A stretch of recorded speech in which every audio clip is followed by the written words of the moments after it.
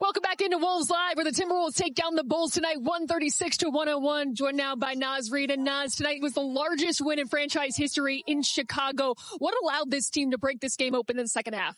You stay consistent and resilient.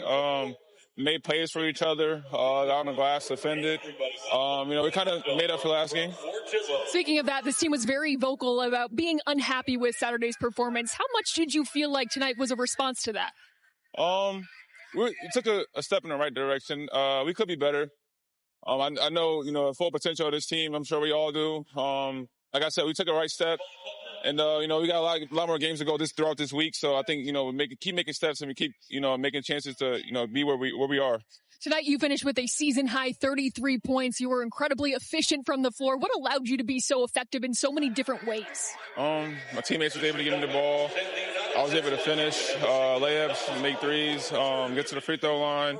Just an all-around game, making plays. Trying to get my teammates open, and good karma just happened to come back around. Tonight you became the first Wolves player to have multiple 30-point games coming off the bench. What does that mean to you to hear your name etched now in franchise history? I mean, it's huge. I've been in the same team for 7 years now, so just kind of, take every win as I can as I move on throughout my career. And I'm happy it's where I started. There was some more history made tonight. Julius Randle became the first Wolves player, power forward or center, to have double-digit assists in back-to-back games. How much does he open up the offense for you as a creator and a scorer? Yeah, he's really good at that. I mean, he makes open plays while he's being aggressive. We kind of got to find a window for him to do that.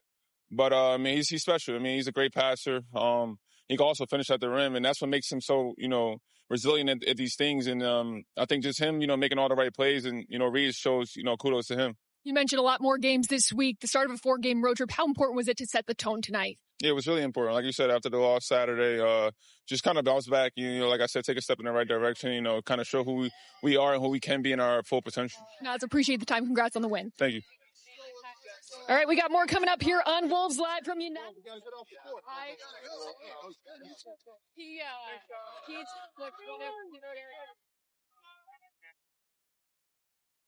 Welcome back into Wolves Live. It's time now to take a look at our Menards game summary as the Timberwolves take down the Bulls tonight, 136-101.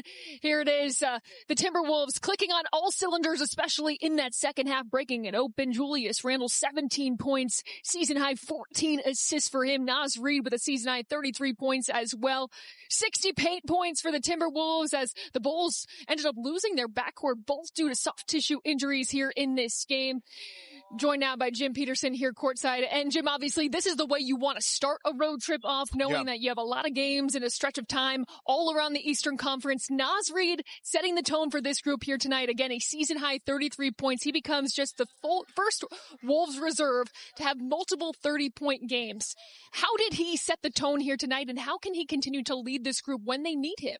He needed to, because I think he needed a little get back from the Brooklyn game when, he didn't play a great game against the Brooklyn Nets, and they really needed a scoring punch off the bench. So, when you think about how Ant got going too, and Ant kind of set the tone in that third quarter too, but Naz came in the game right away and was super profitable for Minnesota, knocking down 3-point shots, getting to the rim to his right hand, finishing in all different kinds of ways. So, Naz has been a staple for Minnesota fans for a long time, since he first came to this team, and as an undrafted player, and what he's done and where he's gone and taken this team has been amazing. It feels like this team is truly at its best when there are weapons across the board, and that was what was on display tonight for the Minnesota Timberwolves. Time now to take a look back at our FanDuel picks. Julius Randle, we had him going over 26.5 points and assists. Well, he certainly did that here tonight. Again, Jim, 17 points, 14 rebounds. You said you needed to see him do a little bit of both.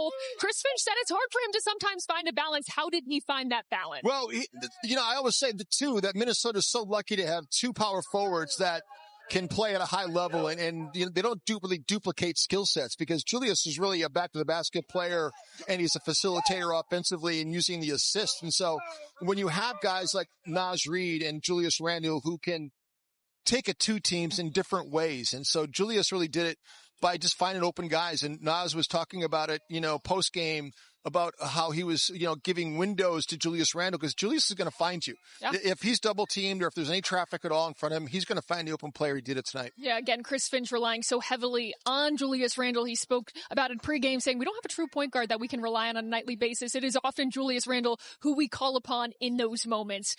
Whatever your lineup is, you can make your picks for a chance to win up to 1,000 times your entry fee on FanDuel Picks. And right now, new customers can play $5 and get $25 in bonus credits, win or lose. Just scan the QR code now and join today. Well, speaking of Chris Finch, let's head inside now and hear more from his press conference in our Treasure Island coaches' comments. Yeah, I thought offensively we got great shots all night long. And I just defensively, that one period where we were just flying around. We got great low man help, great efforts to get out to the corner shooters. Rudy had the one big play where he tracked back in after being in rotation and got the block.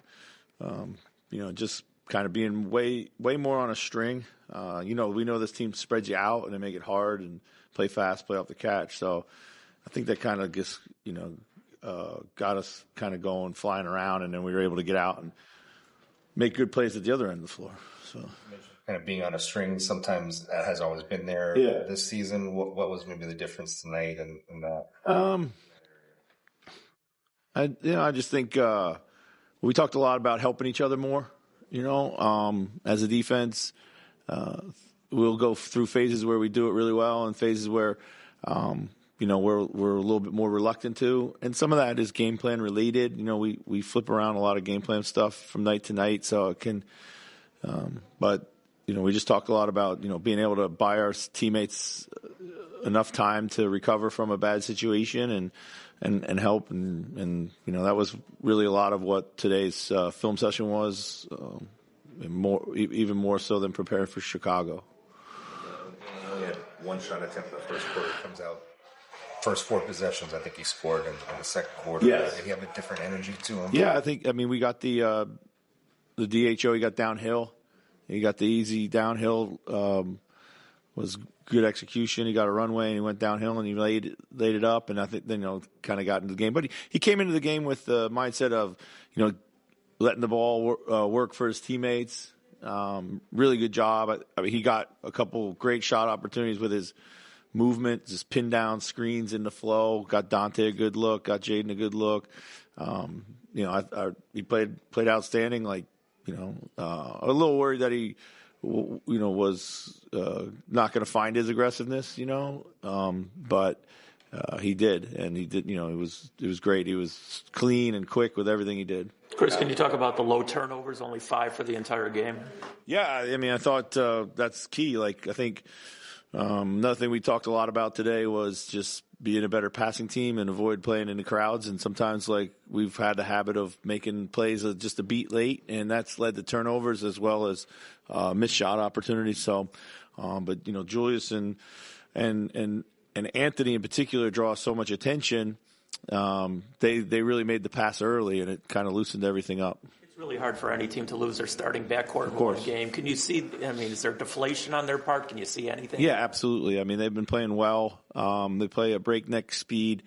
I've been watching them now for a couple weeks, just following the rhythm of their season, as I just like how they play, and I enjoy watching these guys play. For sure. You can just feel it, kind of the emotion leave the game a little bit for them. Certainly a tough break for the Bulls tonight, losing both Josh Giddey and Coby White. You felt that difference as soon as Josh Giddey exited the game early, 30 seconds into that second half. But Jim, coming into tonight's game, there was such an emphasis on the defensive end for the Timberwolves. Coach Finch talked at length about it pregame. Mike Conley reiterated that at halftime. It's transition defense. It's half-court defense, knowing that the Bulls were going to challenge them in a number of ways, especially with their pace. What did you make of the response from Minnesota and how they were able to handle them defensively? Well, hey, we talked about low man help almost immediately in this game. We had Anthony Edwards block as the low man. We had Dante DiVincenzo coming as the low man. We had multiple guys in help situations. And, Minnesota, as I said during the game, it's not really a handsy team, but the way that they flew around tonight, and Chris Finch does there are some games where you want to protect the painted area. And so you need more gap help. So you're more boxes and elbows, kind of almost zoning up. And then there are other games where you got to protect the 3-point line. And so a lot of times you're also asking guys to guard pick and roll 2-on-2 and not need a lot of rotational help. So you don't have to sit there and get in rotation. And now you're going to open up parts of the floor as well. So, I think that's what Chris Finch is talking about game plan wise, changing things up, making things different. Sometimes it can mess guys up in terms of where they're at on the floor. So what they did tonight was execute. They really did a great job of helping each other. And that's what losing does. That's why I don't get too worked up about games like the Brooklyn game, is because to me, Chris Finch and his coaching staff, they're problem solvers, Kaylee. They figure things out. And at the end of the day, they end up figuring things out and making the team better. Yeah, a great response from the Timberwolves here tonight. We do need to provide some perspective. So Jim and I are here inside United Center. This is the home of the Chicago Bulls, but it is also the home of the Chicago Blackhawks. So we are here standing on the court. But if you see behind they're us, breaking it down, baby. They're breaking it down. They're putting up the boards already. That means we probably got to pack it up and head out of here soon. And by the way, this is our first stand-up. You've never done a stand-up before. I've never done a stand-up before. We always have, we call it sticks and stools, and we have no stools. So stools. Thank goodness you're like 6'2" in your heels. The thing is, I almost wore my bigger heels too. I got to remember that next time we're in Chicago, wear the higher heels. All right, we got more coming up here on Wolves Live. The Timberwolves taking down the Bulls tonight, 136-101. Coming up after post-game coverage in most regions, an encore edition of Golic and Golic. We discussed all the storylines you need to know from Week 17 in the NFL with senior insider Ian Rappaport. And tune in Tuesday as we're joined by Michigan head men's basketball coach Dusty May. It's Golic and Golic, weekdays here on FanDuel Sports Network. Well, the first of this 4-game road trip is in the books as the Wolves take down the Bulls tonight, 136-101. The road trip continues now off to Atlanta for a meeting with the Hawks on New Year's Eve. Then it is down to South Beach and Miami. The Wolves meet the Heat on Saturday. Finally, they wrap up this East Coast swing against the Washington Wizards on Sunday, second night of a back-to-back before heading back home for another meeting with the Heat. The Timberwolves looking to keep it rolling after the big win here tonight. Hitting the road now. That's going to do it for Wolves Live. The Timberwolves taking down the Bulls 136-101 behind 33 points from Naz Reid. We're back in action in Atlanta on New Year's Eve. Our pregame coverage starts at 1:30 with a 2 p.m. tip-off. For Jim Peterson and our entire crew, I'm Kaylee Griffin. We'll see you down in Atlanta.